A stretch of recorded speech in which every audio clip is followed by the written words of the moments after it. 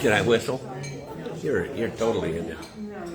Welcome Full time. everyone to Christ Church tonight for the second in our series on sustainability brought to you by the Earth Care team and friends at Christ Church. Tonight we are going to hear from two people who are pretty close to the action here in this area. And they'll be addressing whatever it is that the Spirit moves them to address, but in general, we think that they will be talking about how to grow and produce food that is good for the earth, good for people, and good for people who eat it, and good for the people who grow it. And secondly, touching on however in-depth they feel they'd like to get on how climate change is impacting food production in this region right now and how it will also in the future. So our speakers tonight might not be strangers to you. They are Scott Richard from Shoshone River Farm and Rod Morrison from Common Grounds Farm. They are both very experienced farmers in this area, and we're really excited to have them here with us tonight. They'll both be presenting, and there will be some time for conversation. And I will be sitting at the Facebook live stream, so if anybody happens to be watching us in digital land, which doesn't always happen, if they have questions, I'll be happy to pass those along to you all. And we will be starting with Scott, so I'll just turn it over to Scott, and he has the slideshow for us. Thank you, Mary. Thank you, everybody, for being here. I'm trying and talk a little bit about climate change and basically how local food and such can actually help offset some of that. I'll talk a little bit also about how that climate change is going to maybe affect us here. This is actually me out in the field.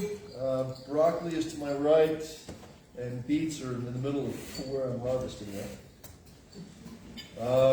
As you know, the climate changes, we all have more and more problems with extreme temperatures, changing precipitation patterns, just strong extreme weather events that start affecting crop yields. This year we had some cold that came in late, or actually fairly late. It was there in end of November, but it came in hard and ended our season very quickly. We went down to negative numbers for a short period of time and just ended the season.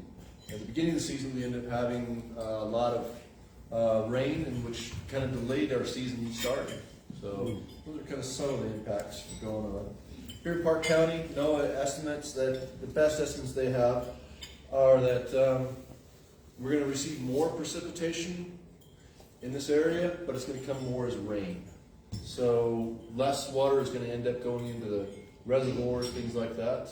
Though the extreme weather events that we've had, when the rain comes, it pours and has been filling up the reservoir with water, just big flash floods and such.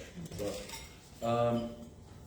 like I said, in the spring this year, we were delayed for our plantings of onions and such. We also had the extreme weather at the end of the season, so it's kind of started to affect things on both ends. We also have the migration of plants and animals, insects into this area from warmer climates. Classic example, of course, is the pine beetle. Another one that we're actually experiencing at the farm is a cabbage root maggot. It basically looks like a regular housefly, and it lays its eggs at the bottom of the cabbage plants or the broccoli, cauliflower, and they look great. You don't even notice any difference, great growth, and then go out and they're just dead. They just have fallen over dead. No roots, it just kind of eats them up. So we're learning how to work with that one and how to work, and there's going to be more and more pests that we're going to have to learn how to work with as the climate as we warm. Why local food matters? It's going to reduce your transportation of your vegetables. So most vegetables, most food in general is about 1,500 miles of transportation to get to here to Cody. And that's on average. So If you buy locally, you're really reducing the amount of emissions from just the transportation. Reduce packaging. You buy things at the farmer's market in general, there's less packaging involved. And so, once again, you're reducing consumption and carbon emissions. Build a community by going to farmers markets. You're decreasing your food insecurity by making sure there's people that actually are growing food. In case something were to go wrong or prices start going up substantially, as they probably will as we have a carbon budget, it will allow for at least a little bit more flexibility in what we're doing. And it also helps strengthen, your connection to your community. Regenerative farming practices. One of the things I do is we put a tremendous amount of compost and organic materials into the soil. So we're sequestering a lot of organics into the soil, carbon in general, and that carbon is creating a lot of carbon cycles, and it's growing our plants. You've seen our stuff. It tends to be very vivid. I don't know quite how else to describe it. The plants are very happy. They're just very happy and content. So regenerative farming helps sequester that soil, sequester the carbon, putting it away for future generations, and it also reduces the petroleum inputs of chemical fertilizers and pesticides. Everyday actions by actually going to the farmer's market and actually buying from the local farm, you're actually reducing your carbon footprint. So it's an action you can do today. Well, not today, but in the summer. This week at least. And there are some, like Zach Buckle, he with Farm Table West, he is doing some winter gardening and winter growing. So you can, if you go to the farmer's market in Saturdays, he does have some vegetables available. I know he's got some onions and some carrots and some greens and such. So where to purchase, of course, at the farmer's market. We have a community-supported agriculture, which is a CSA, food hubs, and local restaurants and stores. The farmers markets are in Mondays in Powell, Thursdays in Cody, Saturdays in Cody's. That's the year-round market at the VFW. Strongly encourage you guys to support it. Our community-supported agriculture starts usually 1st of May. It has 6 weeks in for spring, and then it goes until usually about the end of October, somewhere in there, depending on how the Tuesdays kind of fall. So we actually deliver 26 weeks of vegetables here in Cody. So, a place where we have maybe 100 days of frost-free growing, I'm able to do 6 months. There's also several CSAs. I'm not the only one. Food hubs are kind of a unique thing that's been coming and been working with for the last 8 to 10 years. They've been really working. They're trying to. They're organizations that try and work with small and large farms, small and medium large farms that are able to aggregate what they're doing and try and sell it to larger markets. Like we work with the Casper market, the Casper Food Hub, and we sell a tremendous amount of stuff to them, which they are able to distribute into Casper as well as in some of the other places like Sheridan, Laramie, Cheyenne, places like that. It's a critical connection between these, especially places like in Wyoming and such, where we're kind of far apart. It's really kind of handy to have somebody come in and grab some stuff from us, grab it from Farm Table West. There's folks over in Moreland that pick up from. There's people in farmers in Riverton, Jackson, and they just kind of aggregate and pull around. The hubs that we have currently in the local area, Slow Foods and Tetons. The Tetons, they actually are located in Jackson. I believe they're also associated with the Episcopal Church there. They buy from us. They also sell to Fresh Foods. We would purchase some of their stuff from them, given to our CSA. Fresh Foods of Wyoming is in Casper and delivers to the general Wyoming. There's a few places they south and west they haven't really been hitting very hard. Then there's the Yellowstone Valley Food Hub, which is up in Billings, which we support. They pretty much support Billings and Red Lodge. Just encourage you to think globally about what you're doing, and then eat local. Like it says, your fork holds the future. It can really have an impact on where things are going and what's happening. Try and support local food as much as possible. Any kind of people that are producing things locally that you can actually use. Try and buy the things that are produced locally. Grow a garden. And actually put your stuff up and put it in preserve it somehow. Anything you can do to reduce your carbon is going to increase the likelihood we'll have less and less problems, or perhaps have a little bit more time to deal with what's coming. So that's pretty much my thing there. So any questions for Scott? Yes. Yes, ma'am. Scott, an organic farm, how do you deal with those cabbage eaters? So it took us a little while to figure out what they were. Once we figured out what they were, I have some great help at the farm that came up with some solutions. We've done soaps, we've done a variety of things that are pretty tough to work with, but what we found worked best last year, Mr. Oles, Jim Oles was helping us with it, was little yellow sticky pads that we put next to the plants, which attracted the fly itself to the sticky pad as opposed to the base of the plant. Especially also when they emerged, they were attracted to that. We caught a tremendous number that way. And then we also had fly catchers. Just had a whole bunch of places where we just put out these fly catchers, but they came in and they'd get trapped inside and die. And we caught, I don't want to say millions, but certainly thousands and thousands of flies. I mean, we filled up those buggers and replaced them several times. And that seemed to be enough. We also use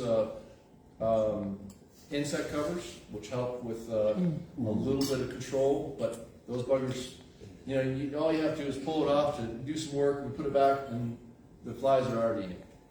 So we put the sticky pads in there, and sure as heck, we took it off, put it back on, and they were in there. So, yes, sir. And they were only bothering the cabbage? They didn't go after anything else? The broccoli, cabbage, cauliflower, kale, any of those, that variety of plants were all taken. Where do you get the sticky pads? We ordered them off of Amazon. So.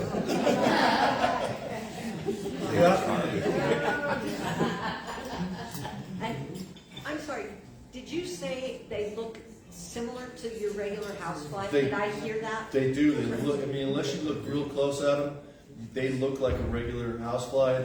They have on their abdomen little gray stripes, but boy, you have to look to see those gray stripes. Yes, ma'am. Last year, the voles got into my garden and ate all my root vegetables in a day or two. How do you overcome that? It's tough. If you start noticing it, sometimes you can take a rototiller and try and till it and try and break them up. Basically try and take out their nests. It basically is taking out the garden, but there are some vole traps you can use. You kind of dig down where they're kind of pushed up their system. You dig it back, kind of find their home, and you put a trap in there, and when they come back through to push some more out, they get caught in the trap. It's a tough one to work with. If you can get them out, the chances, there's just not that many voles out there in general. They don't, unless you're right next to an area where there's a whole bunch. Oh, It yeah. shouldn't, once you get rid of them, you shouldn't have too much trouble. For the farm, they do come in, but not very often. We've got big neighbors that do a lot of plowing, and so it's really rough on them to come through, but they do on occasions. I don't know, they come across the highway. I'm not sure where they come from, but every once in a while we'll get one or two, and it's trouble. You were talking about moles? Voles. Voles, yeah. Voles. Same, very similar, Yeah. but, yep. Well, if anybody needs it, they can come borrow my mole blaster. What does that look like? You hook it up to propane and oxygen, and you stick it down in the hole, fill it up, and then hit the button, and you can find out wherever they're living, it just boom. Boys will be boys, right? I couldn't pass by it. Did you patent that? There you go, Mary, get it. I have a comment and then two questions. I'm a big fan of cats, and they take care of a lot of rodents. So if you get a cat or two. I'm curious about the cooperation between like Casper and Sheridan. Is there something that you grow that they can't? And or how is that organized so that you have like, do they come up weekly and you make a trade, or the people that go to Worland then they tag off to someplace else? Just They come up, Casper comes up to the Bighorn Basin in the middle of summer upwards of twice a week. They'll hit Worland because they're a pretty big farm. They're very similar sized as mine. And they will fill up their van. They now have a larger van, that they're actually a truck now that they're able to hopefully just do one trip a week. There aren't very many farms like what I'm doing. Most are very small. There isn't enough money in it to attract youngsters. And the trouble is, of course, with getting land and having land and being able to keep land. You start, renting it from somebody, and then before you know it, they've decided to sell it. And you now have to move all your high tunnels, and you have to, your infrastructure and all. It's quite a difficult process. So over in Sheridan, I don't know all the details over there, but they have more people consuming than they're producing. and then what about your food storage? Just if you have your harvest of roots and shoots and For the farm myself, yeah. I try and sell as much as I can. Between the two food hubs, they tend to take an awful lot of my root crops. If we have anything left over, it's usually squash, potatoes, and onions. This year, all the potatoes went. We had a bumper crop of onions again this year, which was great. So we still have quite a bit of onions left. We're still got stored, and then we've got some squash that are stored. It was a good year for squash, but those are usually the only things we do. And we have a shipping container that we have straw bales pushed up against, and have a small little heater in there, and that seems to manage. And you still have plenty of space, or are you getting another container? So plenty of space. So when we have a bumper crop of potatoes, onions, squash, and cabbage come in, when everything comes in, the container is entirely full, and we're pressed for space. At some point, I'd really like to figure out a different method of doing things, but going down and doing a root cellar doesn't work for us because we have groundwater about 4 to 6 feet down in the summer, and that's pretty tough. In the winter, it's not a problem, but in the summer, it gets flooded. So, yes, sir. I'll have room for you. Yeah? Yeah. Okay. I'm burying a 12-foot, probably a 20 or 30-foot long culvert. Oh, That good. I'm gonna turn into a root cellar. Well, But a lot of room. How about the internment camp? But They're redoing it. Yeah. They're redoing that one. they are. I mean, just FYI, Earth Team had this presentations 2 years ago in the spring, and we really looked into a community root cellar kind of idea, only to find out that the Hart Mountain Interpretive Center they have money, they're redoing that root cellar. And so what we wanted to do is just, now let's put real things in there, don't just show the empty space. right. So it's a great idea. There's one over in Powell. It's in fairly good shape. Apparently it's still usable. And there's been discussions that I think it was Larry French that was discussing actually using some of the COVID money that was available to do some storage facilities and such, and start working on developing some of that stuff. I don't think it ever went anywhere. Yeah. But as a community, we probably need to start looking. I mean, if we're really interested in reducing our carbon footprint, we're gonna have to start growing our own food And storing it. and storing it. There's no question. Yes, Sam? I'm just wondering about the hubs, and that must be key for you. They have really increased the ability to be able to sell a lot of more produce, yes. We still haven't really Where hit are capacity. they? They're from Casper, or? There's one in Casper and one in Billings, and there's actually one in Jackson as well. I took a picture of that sign and. The slow food movement in Jackson actually gave me a $10,000 grant, which helped us build our potting shed. So they are a huge help with us. The food hub in Casper has been applying for several grants that they want to be able to help all the producers actually start putting in coolers so that things can start getting to temperature and such. Because there's new FSMA laws that are out there, and it becomes more difficult for the food hubs if we are at least somewhat following some of the FSMA rules. So, Scott, how many crops do you produce? How many different kinds? if you consider a hot pepper different than like a bell pepper, or like a red bell pepper different than a green bell pepper, we've got over 50. Some were probably a little less than 75. 75 different. Vegetables. Is a food hub an organization? Is it like Food Hub Inc.? What? It's usually just a group of people that have decided to work together to try and do something for their community. So they come up with, there's grants available to help get a truck, get storage facilities. The federal government's putting a lot of effort into trying to do this, but it takes a lot of effort to try and find a piece of property that somebody's willing to donate or get you started on, things like that. And then people that are willing to volunteer until they can start getting money coming in from buying these producers and finding the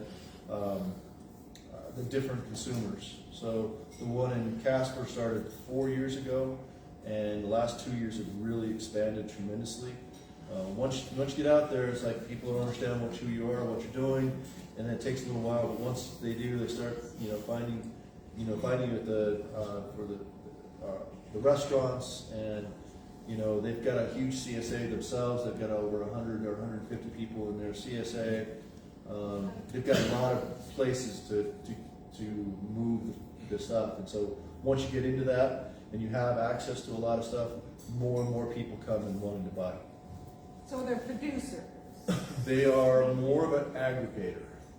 So they actually will buy stuff from me, buy stuff from the farm in Whirland. They'll buy stuff from Zach Buckle. They'll buy stuff from different places in Riverton, and they take it back to the hub in Casper, figure out where it's going, and they'll ship it to Sheridan, Laramie, Cheyenne, maybe. Cheyenne, places like that. So they're shipping each day of the week. They're going to different places. They also sell at farmers market there in Casper. Well, they have their own, but are these other venues farmers markets, or are they actually supermarkets? So some of them are like small stores like Faith had. What? Like what Faith had, the small Whole Foods stores. Others are restaurants. Some are people that are doing value added. So they'll buy my squash, turning it into squash soup that they're selling at the farmers markets. Individual people that are doing their own preservation, so they buy a bunch of tomatoes, and they need 200 pounds of tomatoes. I've got maybe 50. Zach's got 50, and so they kind of bring it together and sell it to them for that number. So I'm thinking that we do need to move on to our So other there's one of the speakers. questions. Oh, that, is there- Scott, did you have a question? Sure, yeah. Are there any differences in the soil when it comes to organic vegetable farming in comparison to inorganic farming? And I think that's a great transition for. Look at that. Perfect. Thank you so much, Scott.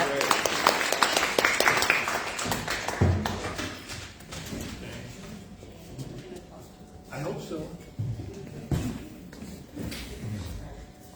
I didn't have a presentation. Maybe because I didn't want to learn the software. And I got these really good glasses. They're called OptiPens.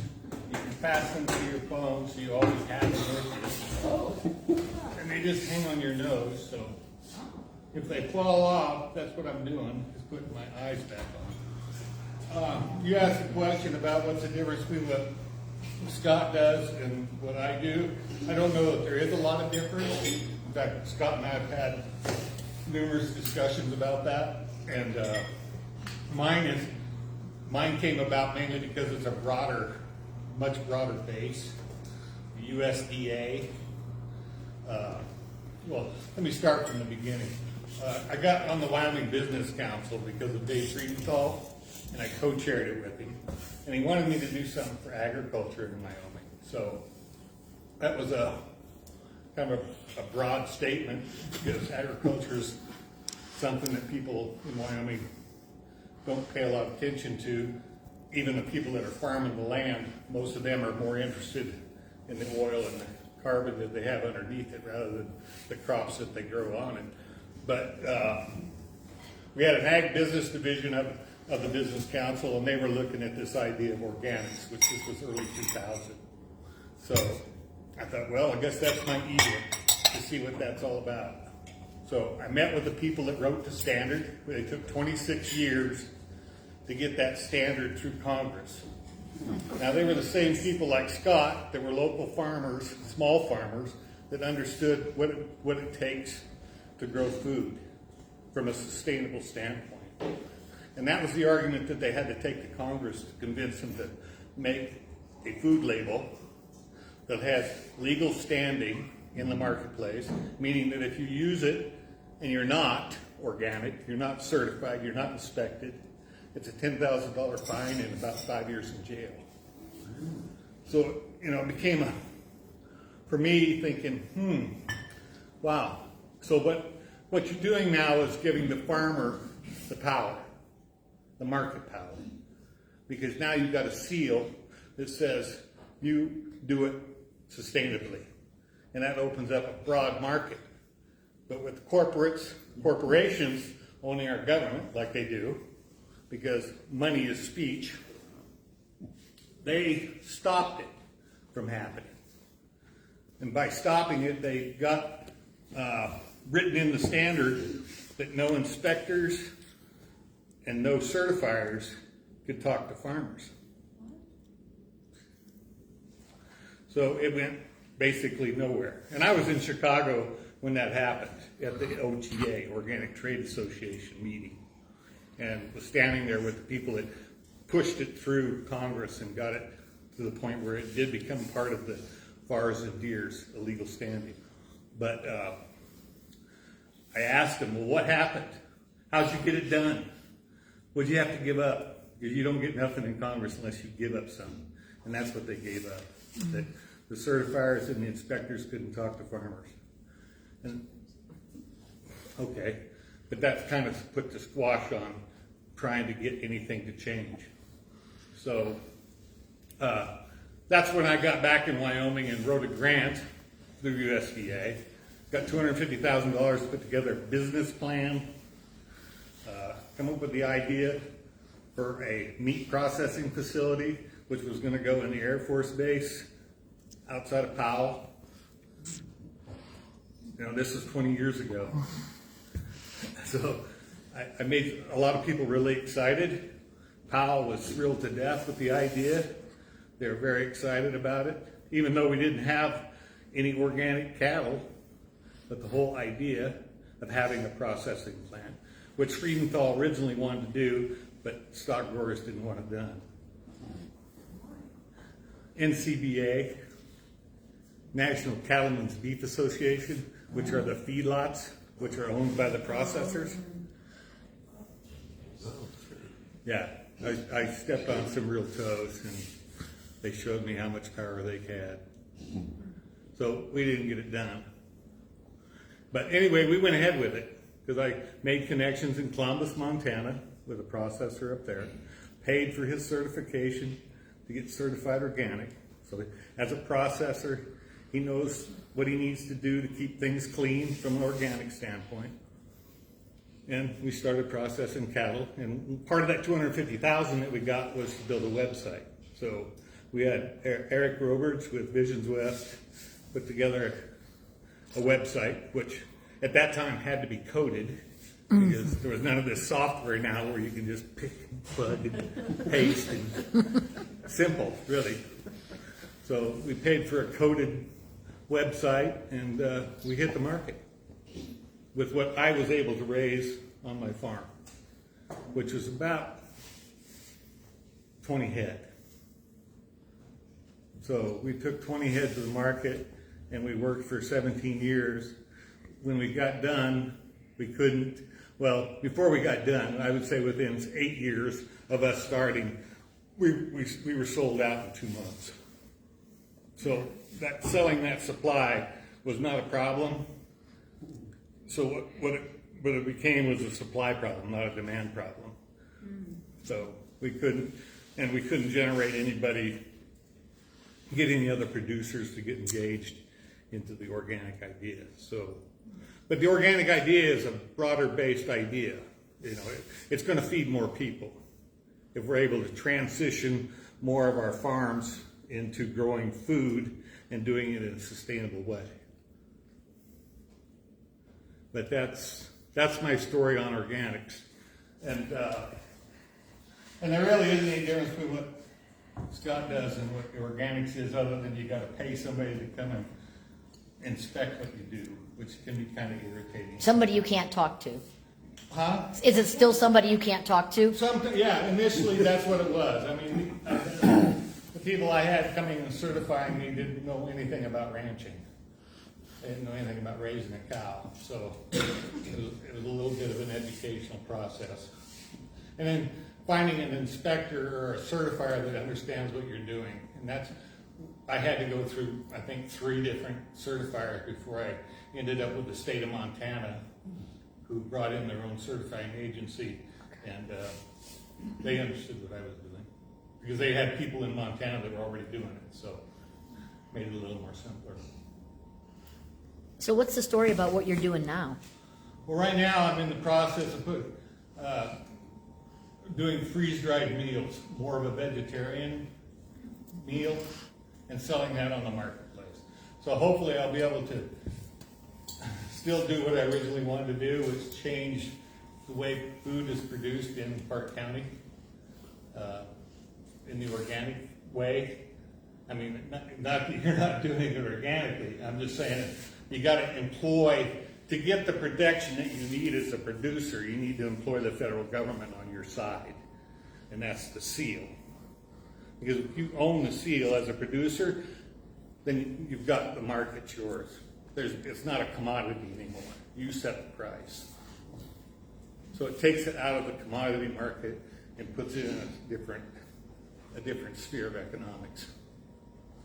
And what I'm planning on doing is to raise vegetables on the farm, mostly dry beans, and create chilies and bean soups, and then freeze dry them so the freight out of here is, and plus the durability. You know, we were selling frozen meat, which required a foam cooler, a steel bag, and dry ice, and 2-day air. So our carbon footprint wasn't pretty. But we proved the market was there, and that the demand was there. And it could have been very, very productive. Yeah. You know, like we say, all good dreams. And some of and in that journey, these people I got to get to know. These are 2 books I would recommend reading.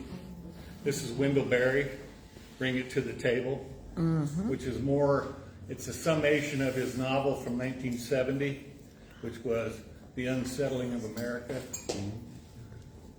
And this one is Wes Jackson. Wes Jackson opened my eyes to the idea of calorie. I'm I'm sorry for moving. No, it's good. But, and that's a very interesting story, and that's something I would like to talk about, because it is all about calorie, and calorie is nothing more than a unit of measure of energy. So it doesn't matter if it's electricity flowing through these lights or us going for a walk. You know, it's the same measurement, same amount of energy it takes to get work done, right?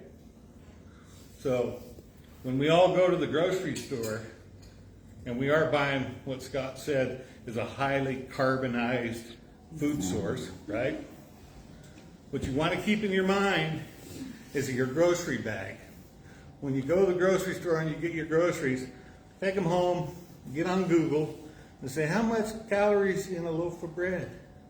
How many calories in a dozen eggs? Just take what you bought and do the math. And what you'll find out, once you figure out what your total calorie is that you purchased, then ask yourself, how much fuel did I burn to go get that? And what you'll find is a gallon of gasoline is about 27,000 calories. A gallon of diesel fuel is 34,000 calories. What you'll find, you spent 27,000 calories to maybe get 1,500. In the old days, we used to put on our shoes and go gather it out in nature or in the garden or to our storage underground. But now, we're jumping in the automobile and driving to the store. And we're not getting everything we need, we're just getting what we want. You know, 2 or 3 items. So that ratio even gets worse. In fact, most of the time it's 10,000 to 1. Well, yeah, because you have to consider how it got there in the first place. Well, you don't even do the math on that. Yeah, we're just talking about what you do to go get it. Yeah. Right. We're out of what we would call the sustainable range. So I'd like to close with Lynn reading some quotes from Wendell on community. And this Wes Jackson story is very good because he talks about genius of place and how important it is. Mm-hmm. And we've got that here still because we've got generations of people staying and farming and creating food. But food from the industrial standpoint. What we need to do is change to something more of what Scott and I are doing. We're actually raising food. And then it's going to take all of us to make that happen using the economics of today's markets, which is the paper dollar.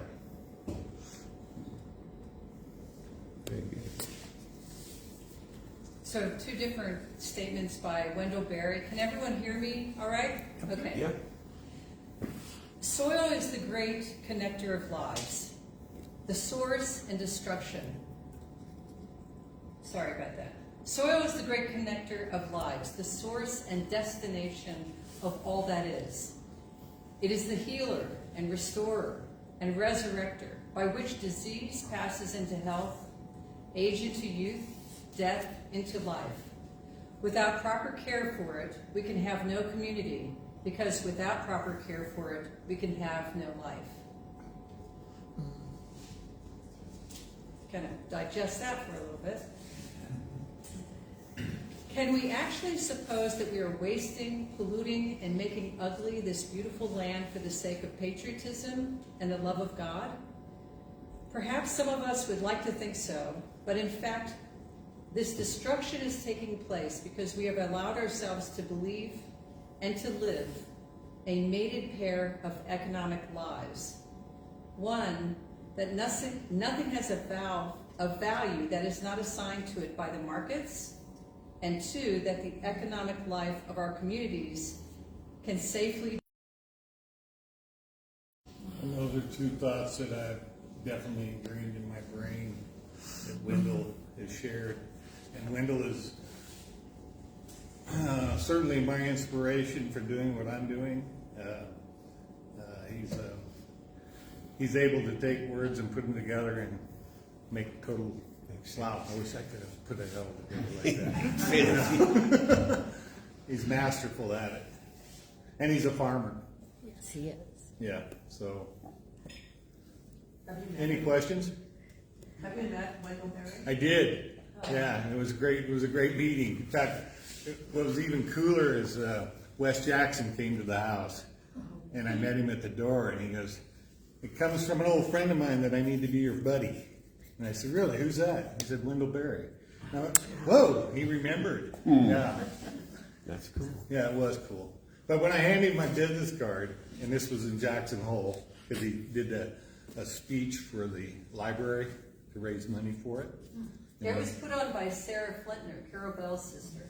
Yeah, and so we went over there to see Wendell and listen to him. And I handed him my business card, and he read it, and he looked at me and says, "You up for this?" I said, "Hey, I've been around the world. I've seen it all, and yeah, I think so. I mean, what else have I got to do? You know." So, yeah.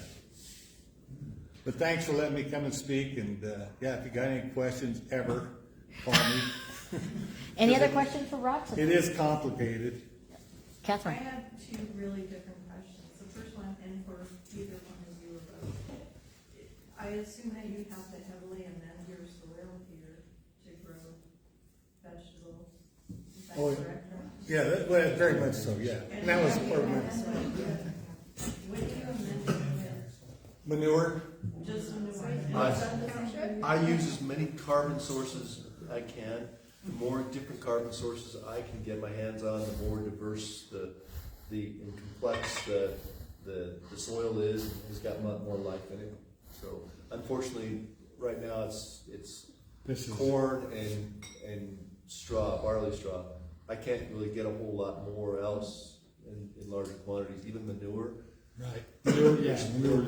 That's a scary part for me and the Bighorn Basin is because we don't have enough. We don't have enough momentum to move into that world like we're going to need to.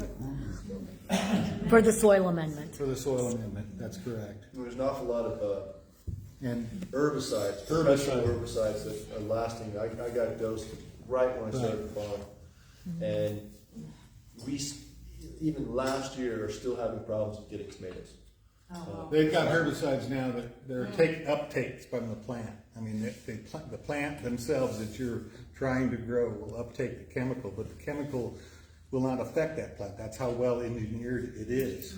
But it's in that plant and it's in the food and it's dropped back on the ground in the way of aftermath, like say combine beans.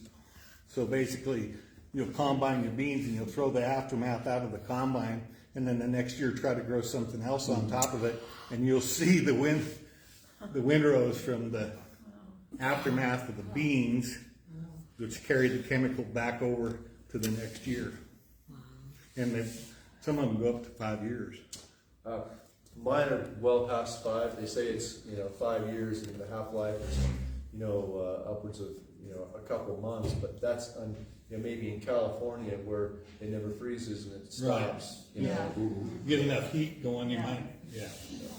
And you're not as heavily dependent on carbon. That I keep putting carbon in, and that it just keeps moving around in my carbon. Right. It's getting much better, but it's we're starting to exit from it. And I ask all sorts of questions. Anybody can get your carbon from.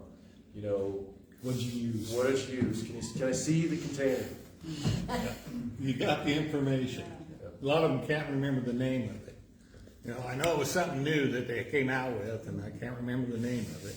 If you generally stick with the large-scale farmers that are doing beans, barley, corn, some of the different ones that are out there, beets, if you stay with those, they can't use some of those long-term residuals because they keep changing the variety of plant, and so one long-term that'll work on one plant won't work, will kill the next plant.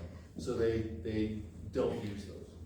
And this is how corporate America is going to start controlling the seeds that you use. So it's not like the old days when we used to trade seeds as farmers.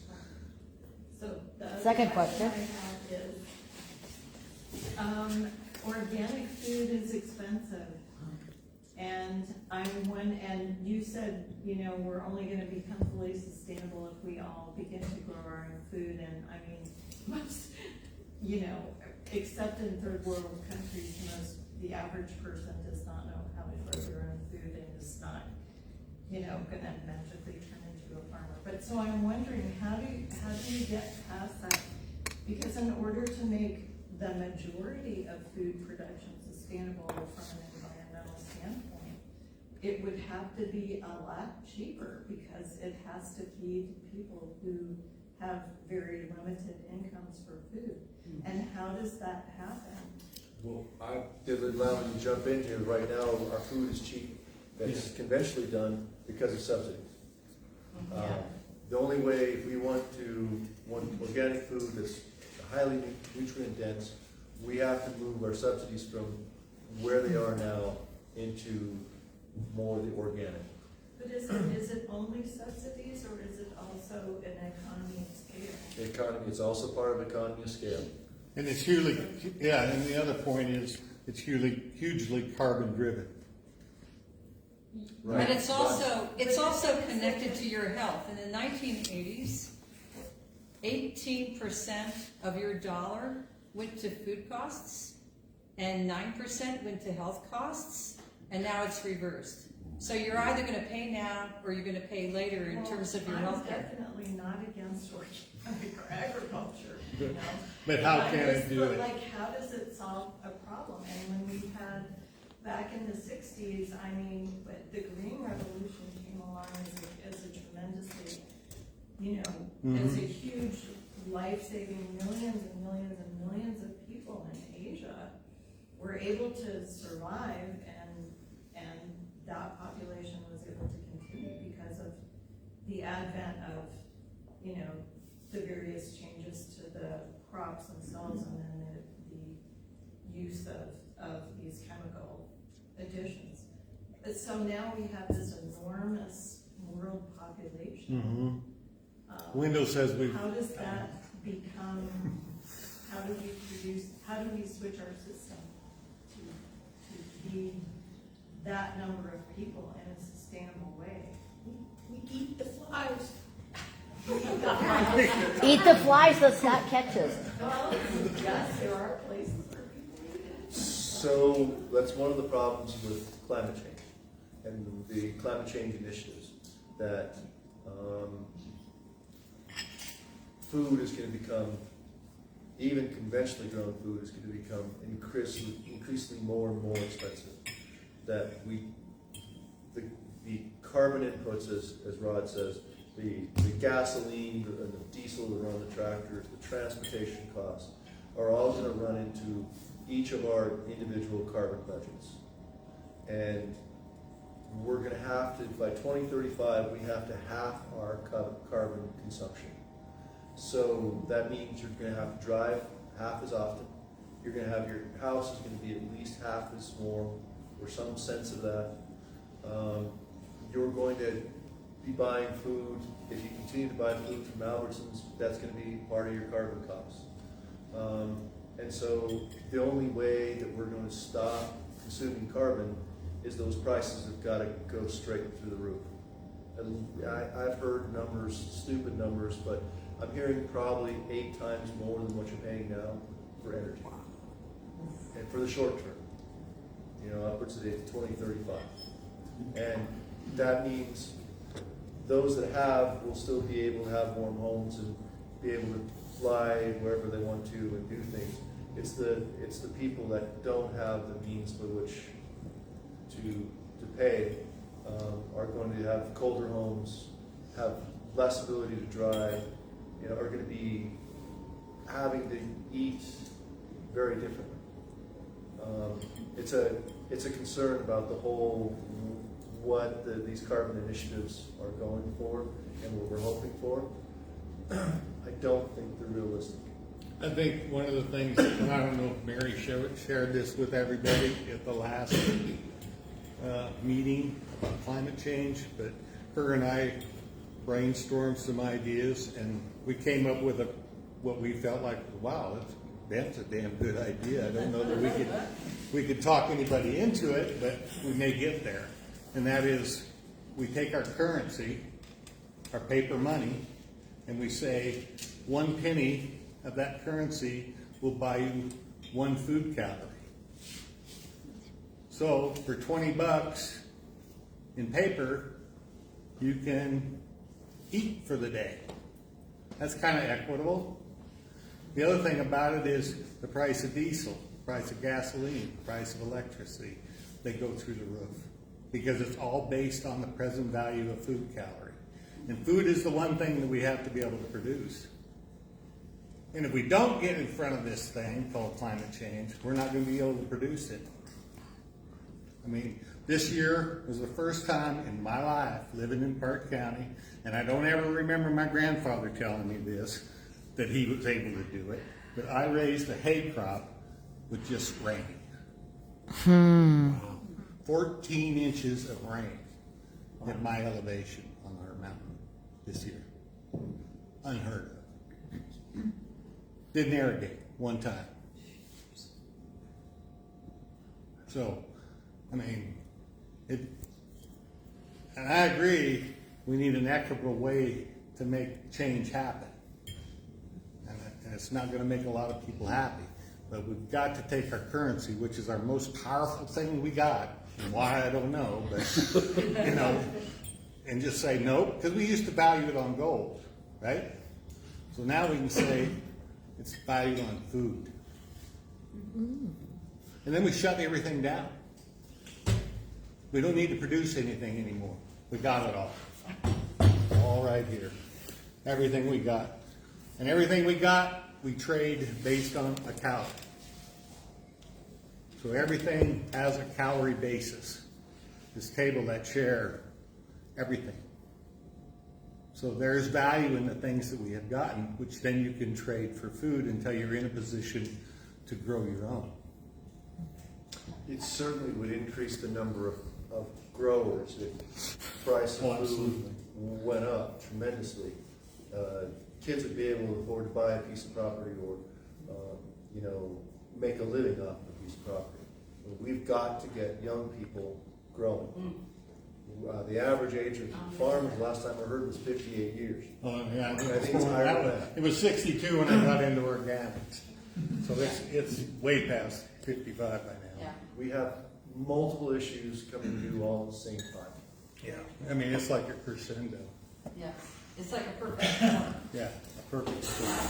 I have a comment about a unique situation. A lot of the people I work with hunt and fish. And so they are gathering and getting their food that way. And I don't know how we put that into our models. It's not enough to make it even change. It would be gone in days. Calories. Yeah. But they are. And here's the way you getting their own calculate it. You basically it takes you 2,000 calories a day, 365 days a year, and see how many calories that's required. I mean, I had this discussion with my cousin when I was in San Francisco because he was like, "Why are you here?" I said, "Oh, I want to go to a slow food conference." "What's that all about?" I said, "Well, it's all about sustainable food." "Huh, I don't got anything to worry about. I got San Joaquin Valley." I said, "Really?" I said, "Do the math." So we found the acres in the San Joaquin Valley on the internet. I said, "Okay, what do you want to grow in it?" "Well, let's grow sugar because that's the highest concentration of calorie, right?" "Yeah, let's do that."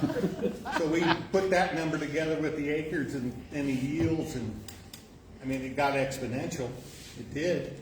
But the other number of what San Francisco's population times 2,000 calories times 365 days a year, it was like obvious. There was no way San Joaquin Valley was going to feed San Francisco. So it's a pretty simple math problem to put a lot of fear in you. Well, I'm a big fan of insects and the nitrogen, the nitrogen balance is what living things are always struggling for nitrogen. And I agree wholeheartedly with the price of carbon.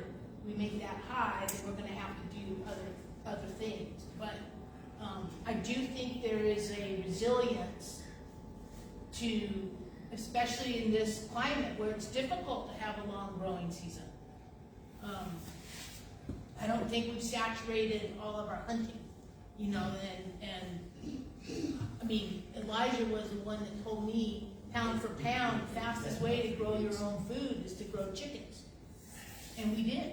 And, you know, if we could get together on our inventory of who's going to grow some chickens and who's going to fish this, and what about fish farming? I mean, tilapia. Yeah, I mean, it's all an opportunity. It's just somebody's got to take it, and if the money ain't into it, it don't happen. So, you know, there you go. It's all about the money. I think Marshall. Rod? Yes, sir. One of the parts of the equation for raising food is water. And what's the advantage to organic as far as water conservation goes? Because we're running out of water in this world, clean water. Yep, I agree. Other than what Scott's doing, I mean, the thing about organic matter is it acts like a sponge, you know, so it will hold water longer than what we got, like what I got up in Heart Mountain. I mean, I can run 2-3 foot of water for 3 weeks, and in 2 weeks I'm starting over, you know. But if I have a nice foundation of organic matter on top of that, it's harder for the sun to suck it out, because that sponge will hold on to it. It might get down that far, but beyond that, it's going to take a lot more time than sandy loam soil. Marshall, I think that ultimately the no-till farming is going to be our savior on water. No-till. No-till. But we need sprinkler. Yeah. In this area, the desert and such, we still are going to have some water. Yep. Right. But a lot of the no-till operations and such are building such, I think it's called tilth, that's in the ground, that it's just, that when water does come, it just absorbs everything, and it doesn't let it drain out, it doesn't wash off the land, it just goes right into the soil, and it is held. It's I'm very impressed. I'm hoping that I can go in that direction at some point. But aren't you already, you have what, 1.5 foot of the compost over your whole area? Like 30 inches, almost 2.5 feet, yep. If you're irrigating though, Scott, don't you have to plow every 8 or 10 years? So, Because compaction. Doesn't the irrigate, it just compacts the soil? So, generally speaking, you can send teeth down with, I had one, the Canopes come out and they did it with their tractor. Sorry, say that again. Steve Canope came out with his tractor, and he went down 30 inches with basically some giant teeth, and all it does is just lift it up. It doesn't tilt it, it doesn't turn it, it doesn't break all the connections in the soil. The hard just bands. lifts it up. Yeah, because you do get a hard band underneath, and if you get down and get it, you're not trying to bring that up because it's really not that fertile a soil for. What kind of? Like aeration. Yeah. What sort of a machine? How much does it cost? Yeah, so that was like a 200 horse tractor and double tires on both sides, and I'm guessing that's probably a $150,000 machine. Oh yeah. That's used. Right, that's used. That sat on his property for a long time. Yep. Before we break up, I'd like to first of all thank our speakers by giving them some thank you. local honey. I'll take that. And then a special recognition to Buzzy Hasrick for the wonderful article that made it into the Cody Enterprise. Thank you. Yes.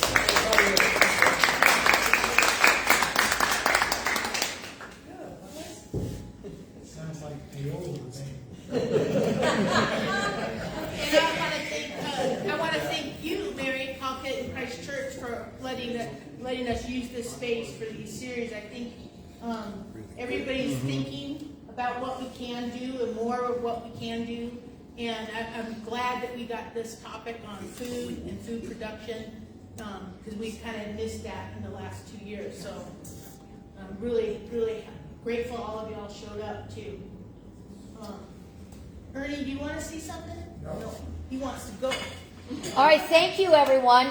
We did say that possibly we were stretching till 7:30. So those of you who are accustomed to coming from 6 to 7 and me standing up and saying, you can leave now at 7, and those who want to keep talking can keep talking. That didn't happen tonight, didn't happen last week, won't happen in the next couple weeks. So definitely, this was a great evening, and thank you all for being here. Thanks for coming out. And I'm going to say, just bring your dishes back to the kitchen, and we'll take care of them. And ask our speakers questions until they try to drag their little selves out of the parish hall.